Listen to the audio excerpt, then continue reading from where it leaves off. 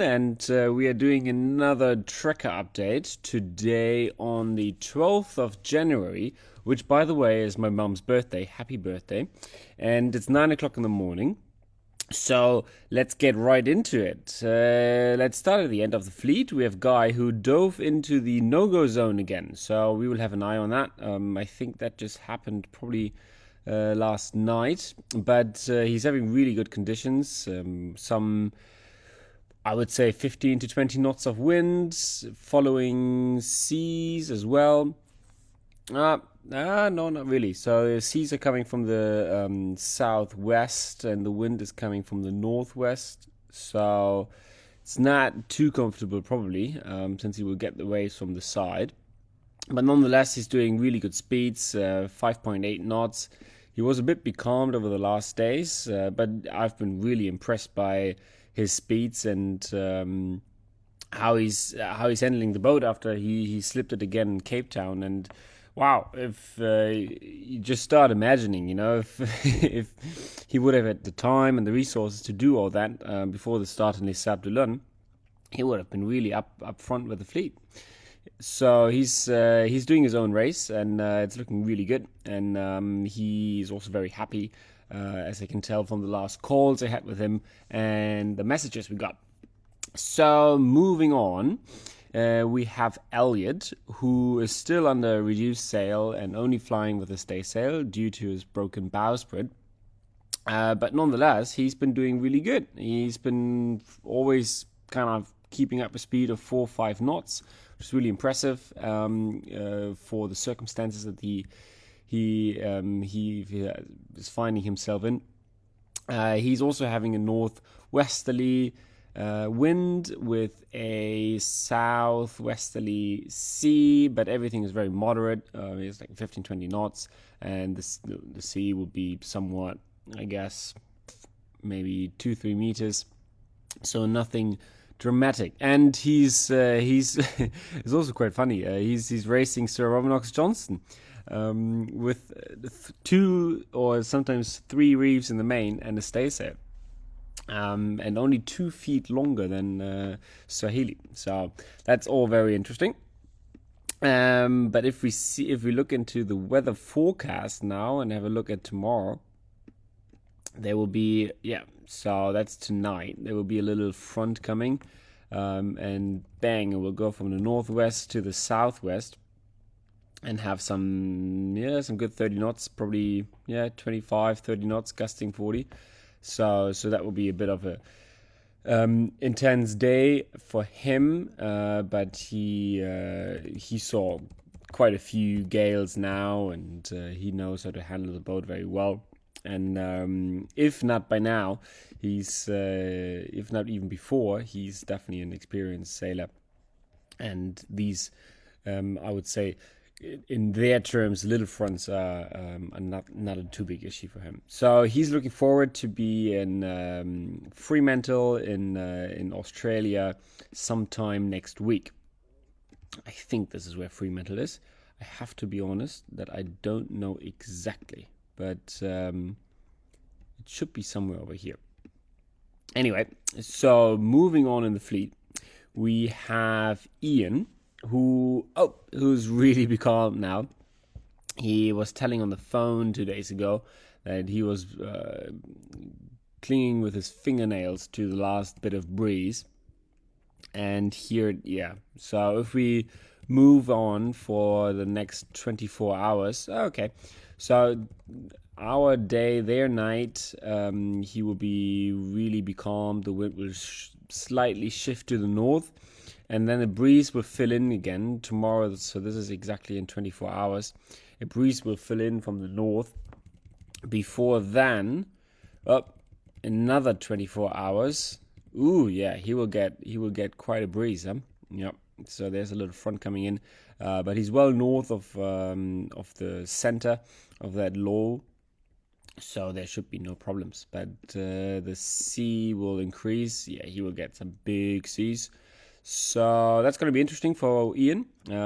He will have everything from no wind to about 30 knots, gusting 40, and from from a small-ish wave of 2.5 meters. He will get all the way to big seas of 6 meters about. So 2-3 intense days ahead for Ian, and this will be the same for Jeremy, who will be very happy about having some wind. But we can see it's still going to be very, very tricky. So if we go back to today, he's still super becalmed. He's doing 0.7 knots, and he's really frustrated about that, understandably. And if we move on to tomorrow morning, there's some wind moving in, but as we can see, it's going to be headwinds. So this is really frustrating again. And if we move another 24 hours, you see that the headwinds, he will have to tack into Hobart in really strong winds. So it's going to be really complicated for him. And now the forecast gets a bit complicated. Another 24 hours. So now we are 3 days ahead. He will finally have some following winds to get into Hobart, to get into the film gate. So fingers crossed for Jeremy. It won't be easy for the next 3 days again. So feeling for him, as he was really a bit down for it. But that's part of the GGR, and that's no one handles the weather, unfortunately. And I hope he gets some rain soon, because he's so last week he said he's down to 45 liters, and he hadn't had any rain since then. So it's getting really critical. But he's close to land, so there's no safety issue in that regard. Then we have Gook, who just tweeted that he hadn't had any section sights, and he couldn't make any meridian passages or any star sights. So he's really a little bit in the dark, and just on a couple of days of dead reckoning. And it will be a bit complicated for him at the moment to find Snares Island, and he's getting a little bit nervous about that. So we will closely observe that, and obviously if they are getting too close, or if we think that they are getting into a danger zone, we will alert them. But he's still very far away from the Snares Island, so away from any danger. It's still 134 miles, which is about a good day's sailing, and we will have a look at that. But at the moment, he's missing the waypoint, and I really hope that he will be able to get a sight in. But we can also check that. So at the moment, there you go. So the clouds are just clearing up above him. So he might have a window right now, and if we toggle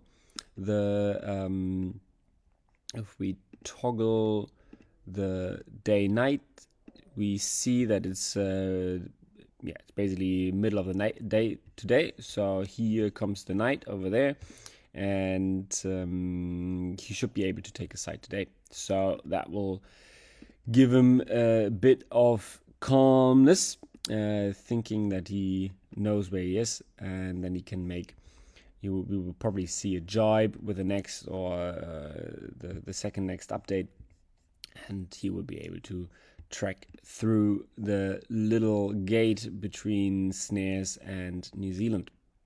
And if we move on for another 24 hours, there you go, we see the clouds are fading above him, and he will be able to take more sights, and this will allow him a very safe passage north of the Snares Islands. If we look at the wind for him, he has light winds and not much sea state. So he probably would like to have a bit more wind, but it's very calm conditions for him. And if we move another 24 hours, it's getting really light before the wind sets back in from a northwest.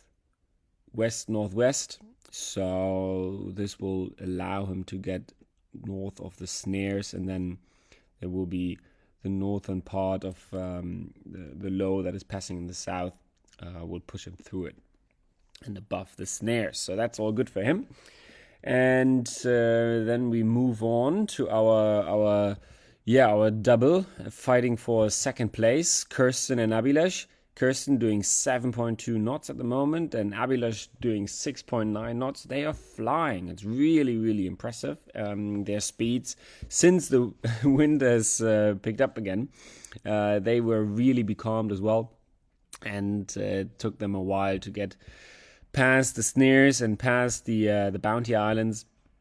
But now they are back in the game, have nice southerlies, which push them north to get north of the no-go zone.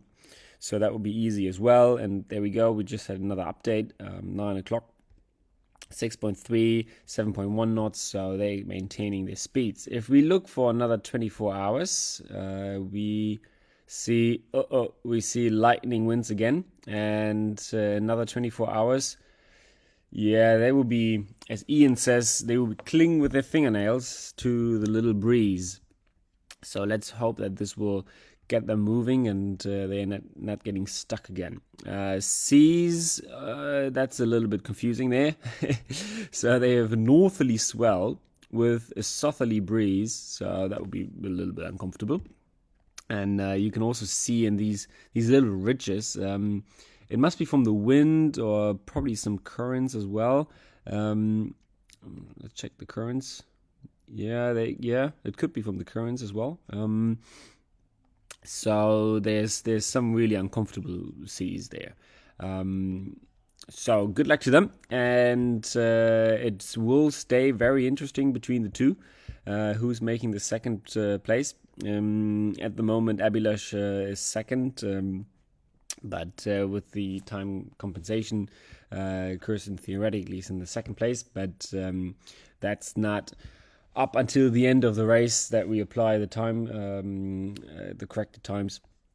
And a lot can still happen halfway around the world. Moving on to the front of the fleet with our dear friend Mr. Kervin, the leader of the race, undisputed. And he's in for some weather. So there's a very quickly passing front. Not a front, but strong weather system. And that is the outlier of a big high pressure, a massive high pressure. I think Don talked about that last week. A massive high pressure system that is 2,200 miles huge, so that's a big system, and he's getting the end of that one, and he's very well aware of it. He sent a message today that he knows exactly. So he said the snakes and ladders, and he really wants to make sure that he's not getting caught up by the snakes.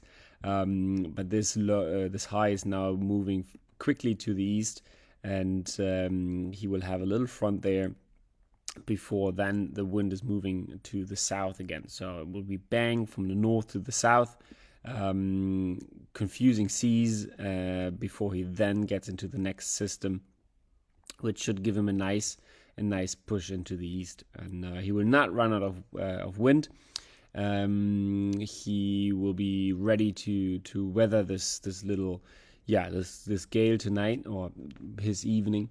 And if we look at the waves, we see that there's a northwesterly swell, while we have the northwesterly winds. So it's going to be the wind is going to be the same direction like the seas. So that's going to be not too uncomfortable. And we will probably see him going south a little bit and following the seas.